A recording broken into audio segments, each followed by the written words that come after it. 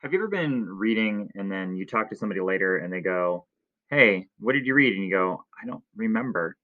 Well, one of the ways that we're going to start to keep track of what we read is by using a reading log.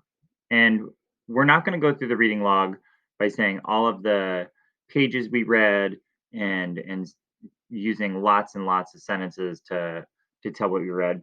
But it's a good idea for us to be able to keep track of what it was that we are reading during a particular day.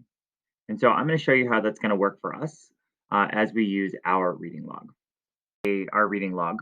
You'll notice that there are three columns: one for the day of the week, one for what did I read, and then the next one, which is what did I learn, think about, enjoy about what I read. And here I'm going to demonstrate what that will look like. Notice on what did I read? It doesn't necessarily mean a book. You may have been reading a magazine. You may have been reading paper. You may have been reading an encyclopedia article, or you might have been reading the instructions to your Legos or something like that. So in here, you can put any number of things. Now, for me today, I have already started doing some reading.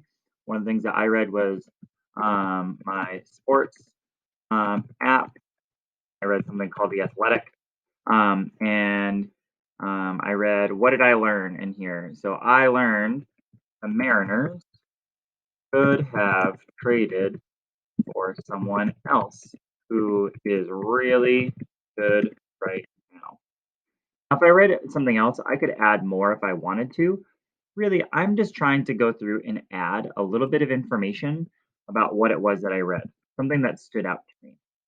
If it were me, like say for example, maybe it's Tuesday and I am reading a book and I'm reading a book called Range, and I might put on here or what I enjoy is I might say I liked how the writer described the chess players in the story in the book. For me, that's nonfiction.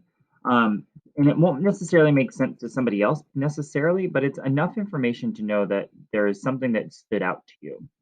And you continue that for the end of the week, for Wednesday, for Thursday, and for Friday. If you read more than one thing, for example, if I read down here and say I was reading Percy Jackson, and in here, or maybe A to Z mysteries, maybe I read some A to Z,